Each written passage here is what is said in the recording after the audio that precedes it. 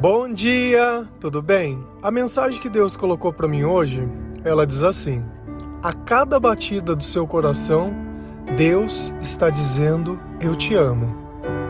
Senhor, tende misericórdia de nós. Perdoa, Pai, todos os nossos pecados, livra-nos de todo mal, nos afasta de tudo aquilo que não vem de Ti. Nós agradecemos, Senhor, por mais esse dia, pelo alimento, pela palavra, pela presença. Aceita, Senhor, essa nossa oração, esse nosso louvor, pois nós Te amamos, bendizemos, adoramos. Somente Tu é o nosso Deus e em Ti confiamos.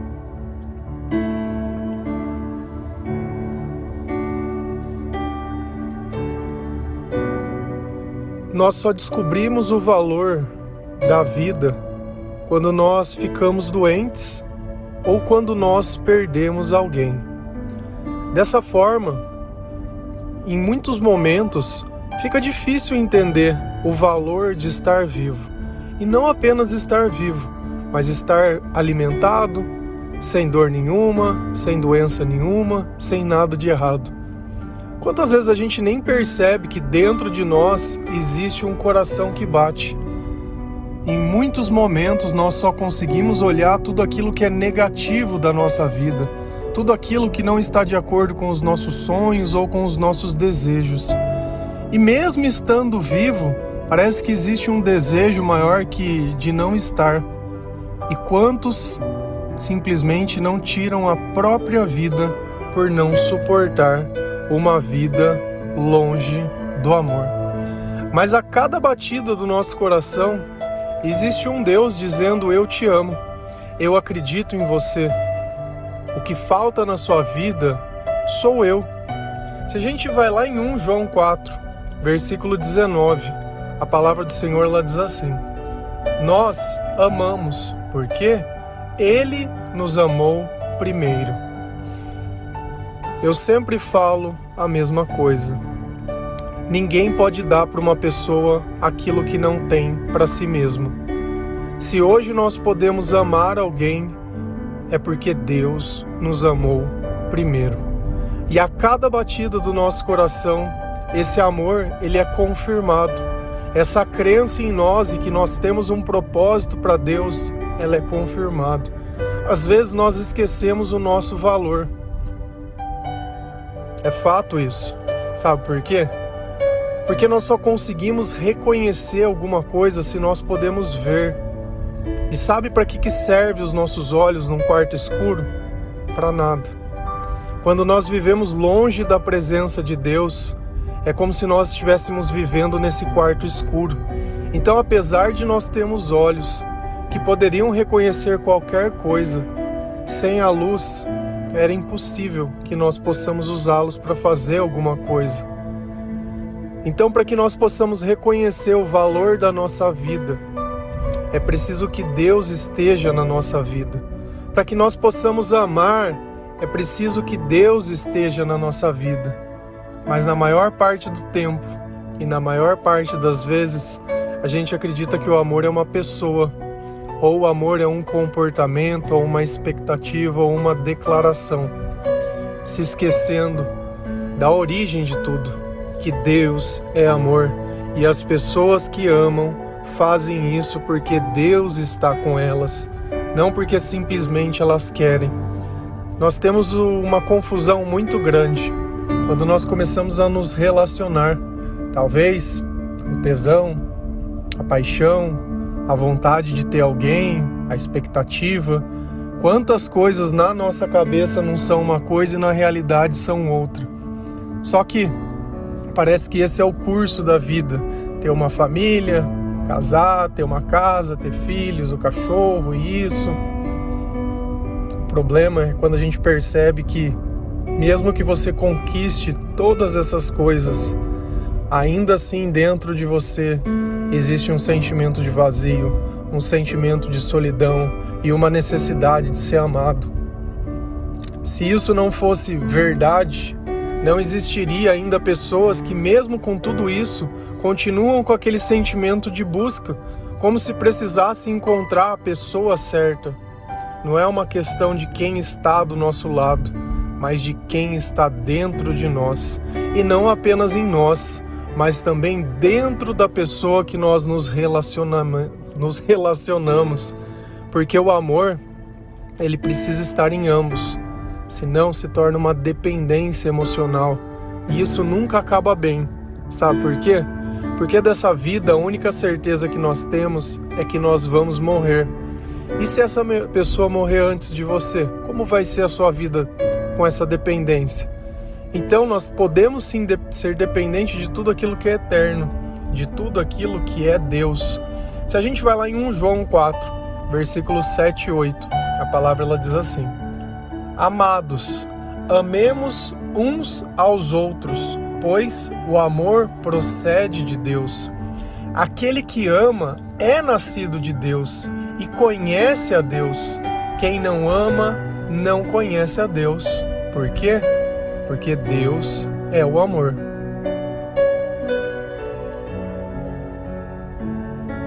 Como que nós podemos amar uns aos outros? Porque o amor procede de Deus. E aí você quer encontrar alguém, ou muitas vezes, como eu era, uma pessoa que não conhecia o Senhor, e a gente quer formar uma família, uma relação com pessoas que não conhecem a Deus. E aí você quer simplesmente tipificar que isso é amor. E aí a gente chega no cúmulo de um absurdo, que é o quê? Você entrar dentro da casa de Deus, fazer uma aliança com a outra pessoa, jurando fidelidade, até que a morte isso e tudo mais, mas com Deus a gente não faz essa aliança. Será que não seria mais sensato antes eu ir na casa do Senhor, fazer uma aliança eu com Ele, a pessoa que eu tô com Ele, nós aprendemos sobre o amor de Deus e sobre tudo, sobre o respeito, sobre o perdão, sobre a misericórdia, sobre o julgamento, sobre a mentira, sobre a oração, aprender tudo. Depois nós partimos para a próxima etapa, do amar uns aos outros. E olha o que Deus fala: quem não ama não conhece a Deus. E às vezes a gente acha que o amor é uma expectativa ou uma vontade da pessoa, como se ele pudesse existir sem a presença de Deus. Tá explicado por que o teu casamento acabou?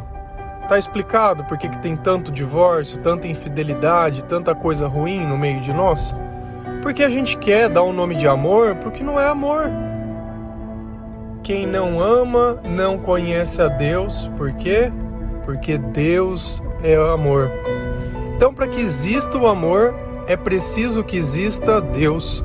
Para que exista Deus, é preciso que nós tenhamos fé em Jesus Cristo, que nós entregamos a nossa vida a Ele, que nós tenhamos nos arrependido, que nós temos uma vida transformada através do Espírito Santo, e não apenas uma vontade de ter alguém, porque a vontade pode nascer por qualquer coisa. Eu posso olhar uma foto na internet de algum doce, achar que ele é maravilhoso, porque ele é muito bonito, vou comer e aquilo é uma porcaria, que é o que acontece na maior parte das vezes.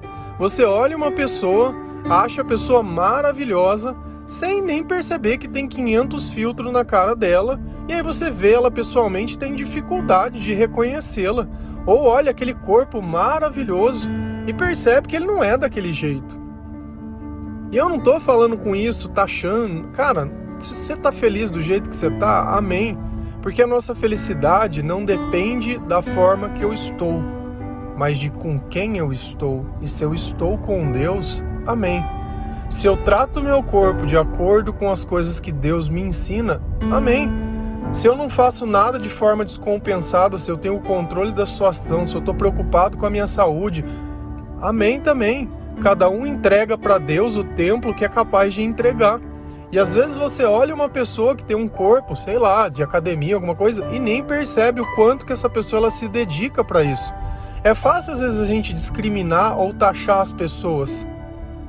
Só que você tem que entender uma coisa: o natural nosso, o natural é o que a maior parte das pessoas são. E o que é o normal? É sempre desleixado. O que é o normal? É a pessoa que lê a Bíblia? Não, é o crente de porta de igreja de uma vez por semana, que não quer ter intimidade com Deus. Para ele tá bom, uma vez por semana tá lindo. Uma hora, esse é o relacionamento que ele quer ter. Aí sabe como que ele quer passar a semana? Quer passar a semana fantástico, maravilhoso. Vai passar? Não vai. Não vai. E aí começa aquela sagrada busca. Vai buscar na televisão, vai buscar na pornografia, vai buscar na internet, vai buscar no trabalho, vai buscar em qualquer lugar, e ele vive buscando e tentando encontrar coisas. E encontra uma, não é, encontra outra, não é, encontra uma, não é, encontra outra, não é, e aquilo vai cansando. E aí quanto mais ele sai, mais ele bebe. Antes era uma latinha, agora é 2, 3, 4, 5, 6, é 10. Aí põe uma dosinha pra dar um negocinho, e a hora que você vê, a vida tá pautada nisso. E aí sai de final de semana, senta com a mulher do lado, não se conversa, não se fica assistindo no restaurante. Já viu casais assim? Não troca uma palavra.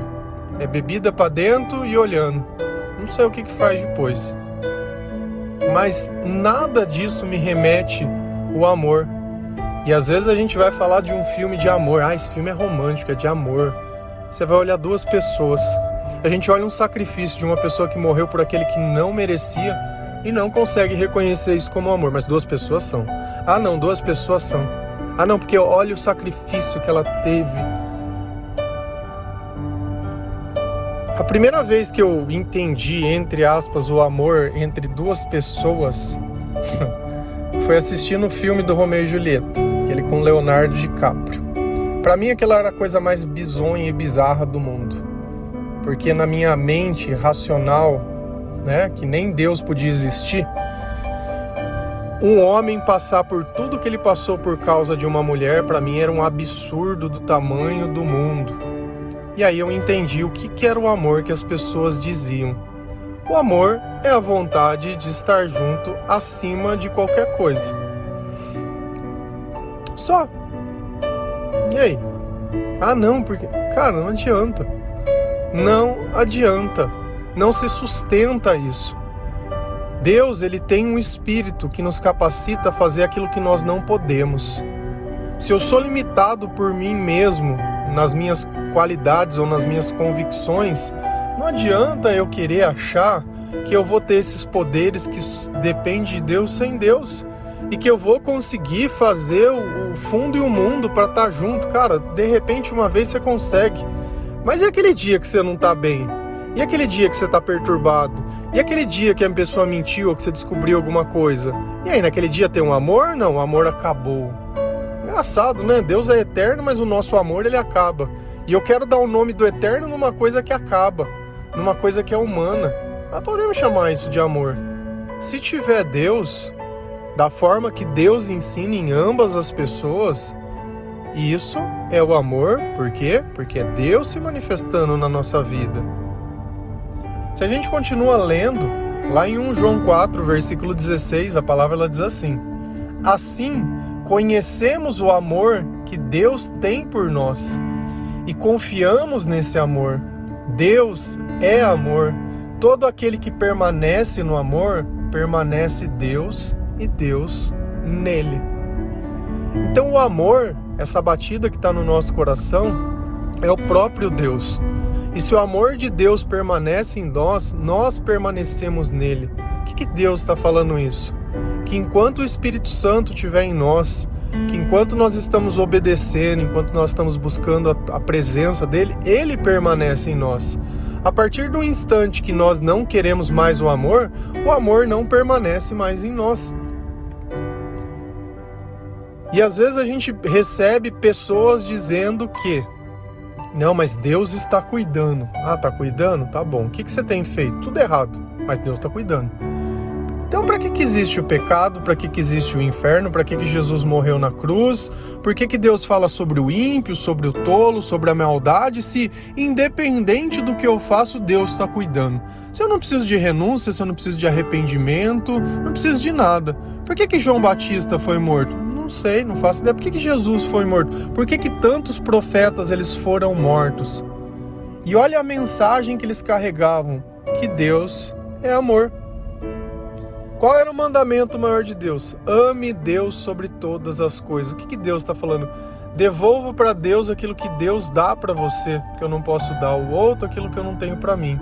Então, se eu quero amar, eu preciso de Deus. Se eu quero perdoar, eu preciso de Deus. O que acontece quando eu tento perdoar sem Deus? Eu não consigo. Eu fico lembrando, eu fico jogando na cara, eu fico magoado, eu fico triste, eu fico com raiva, eu fico com ódio, eu fico querendo a pessoa pagar, e aí eu vou querer fazer mal para essa pessoa. Exatamente. Enquanto Deus nos proporciona atitudes de amor, o mal nos proporciona atitudes de ódio. E essa é a diferença daquele que silencia e daquele que grita, daquele que ama e daquele que odeia, do que tem coragem, do que tem medo. Porque enquanto a gente sente medo, também nós não estamos aperfeiçoados no amor. Porque você consegue imaginar Deus sentindo medo de alguém? Então nota que os sentimentos nobres, eles vêm acompanhados do Espírito Santo. Um Espírito que nos capacita a fazer as coisas que nós não poderíamos. Note que tem dias da nossa vida que às vezes a gente fala, nossa, hoje eu estou inspirado. Que você faz, tá tudo dando certo, bem criativo, tudo legal, bacana, sabe? Fez algo que você olha, que admira. Inspiração. Algo que está além de você, mas que te complementa. E esse é o propósito de Deus na nossa vida. Nos tornar aquilo que nós não somos. Então, para que nós possamos conhecer a Deus e confiar, nós temos que saber justamente disso. Que o amor dele é quem nos sustenta, que esse coração que bate em nosso peito é pela misericórdia dele, bate no peito dos maus e dos bons. Sabe por quê? Porque Deus tem esperança que todas as pessoas elas se arrependam e possam mudar de vida. E talvez Deus esteja te esperando. Você que tem tanta dúvida, você que tantas vezes questiona, que gosta de ficar apontando o dedo e colocando na cara de todo mundo, que é questionador, Deus está te esperando. Onde tem levado tudo isso que você tem feito? A lugar nenhum. Como está a tua vida hoje? Como está esse coração hoje? Você está mais com vontade de viver ou já quer desistir? Você está bem ou está cansado? Você está feliz ou está triste? Como que está esse coração? E às vezes nós precisamos mudar a perspectiva. Olha uma pessoa que descobriu de repente uma doença e está lá num hospital. A perspectiva dela mudou. De repente ela daria tudo para voltar para aquela velha vida dela. Sabe, aquela vida que ela sempre reclamou. Por quê? Porque hoje ela já está num lugar que para ela é pior. Então será que o pior precisa acontecer na nossa vida para a gente entender o tamanho da graça? O tamanho da misericórdia de Deus? Será que algo precisa acontecer para você entregar a sua vida ao Senhor? Será que você tem que insistir até o ponto de não ter mais nada para perder, para poder saber que existe um caminho diferente? Se hoje eu estou aqui pregando a palavra, não prego a mim mesmo, prego a palavra, sempre lembrando, sou pecador, não sou perfeito. Mas foi justamente porque a graça de Deus um dia me alcançou. Alcançou no meio das trevas. Alcançou onde nada podia alcançar. Nada, nada, nada. Ontem eu compartilhei com vocês uma poesia do meu livro. E os 2 últimos versículos que está nela, na verdade, foram justamente o que eu me converti, porque eu estava fazendo um acampamento a convite do meu pai, ateu. Não foi o acampamento que me converteu, mas foi a palavra de Deus que me convenceu a começar a minha conversão, porque os 2 últimos versículos, mas as 2 últimas linhas daquela poesia, o tempo de nascer e o tempo de morrer, é justamente o que está escrito lá em Eclesiastes 3, o tempo de todas as coisas. Mas quando eu escrevi aquilo, eu não acreditava em Deus. Como que eu poderia escrever algo que é um pensamento de Deus por uma pessoa que não acreditava em Deus? Deus, ele já falava comigo. Hoje, quando eu volto e releio, conhecendo a Bíblia, eu encontro diversos trechos que já estavam lá. Mas esse ficou muito evidente, porque na hora que eu vi alguém lendo essa passagem da Bíblia, aquilo me deu um estralo. Falei, eu já escrevi isso. um versículo. Um versículo. Nota como é importante a palavra de Deus. Olha como ela pode mudar a nossa vida. E eu fico muito feliz, mas muito feliz mesmo, de poder encontrar pessoas do meu passado, pessoas que eu conheci, que conviveu, que a gente cresceu e participou e tudo mais. E essas pessoas hoje, elas recebem a palavra de Deus pela minha vida. E através da vida dessas pessoas, outras vidas também podem ser alcançadas. E através de pessoas também que eu nem conheço, vidas estão sendo alcançadas. Olha quando nós tomamos uma atitude de sair das trevas, como a luz de Deus ela pode passar por nós. Não por vaidade, nem por nada. Porque tem gente que talvez receba, já tenha preconceito, sei lá, pelo tempo, porque não é de igreja. Como se para falar de Deus precisasse de um curso. Queria entender qual curso que Pedro, Paulo, que os discípulos fizeram para falar. Não era o mesmo preconceito que a igreja tinha contra Jesus? É o filho do carpinteiro, o que ele está falando? Deus, ele dá autoridade a quem ele quer, porque a autoridade é dele, não é nossa. Ele capacita quem ele quiser. Capacita aqueles que têm vontade, que não têm medo de negar a sua vida e entregar a Jesus. Que não tem medo de reconhecer que a cada batida do seu coração Deus está dizendo te amo. Que não tem medo de reconhecer que o relacionamento só dá certo se Deus estiver junto.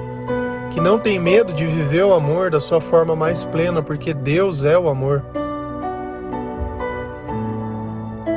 Pessoas que antes viviam em trevas, mas hoje vivem em luz, graças à misericórdia de Deus. Amém? Que Deus abençoe cada um de vocês, que o Senhor ele possa tocar o seu coração, que Deus ele tenha misericórdia de nós, que você consiga reconhecer o valor de cada batida do seu coração, ainda que você esteja num hospital, doente ou fragilizado. Saiba que existe um caminho. E o importante não é a cura do corpo, mas é a cura da alma. Porque a nossa vida que nós buscamos aqui não é para essa vida, mas para que nós possamos viver a eternidade ao lado de Deus. Amém? Se você quiser, eu coloquei no meu Telegram o livro. Tem um link lá, você pode abaixar o PDF de graça. Esse livro, ele é como se fosse a minha conversão. Porque na verdade ele era um diário que eu escrevia todos os dias. Então tem o horário que eu escrevi e o que eu escrevi. Então o começo não era uma pessoa que acreditava em Deus, no fim uma pessoa. E se você notar os sentimentos e os pensamentos, como eles se modificaram, antes era um chororô, sempre por causa de alguém ou por causa de alguma coisa. Depois virou o reconhecimento e a gratidão por tudo aquilo que Deus tinha feito. Amém? Que Deus abençoe cada um de vocês. Feliz a nação cujo Deus é o Senhor. Um bom dia.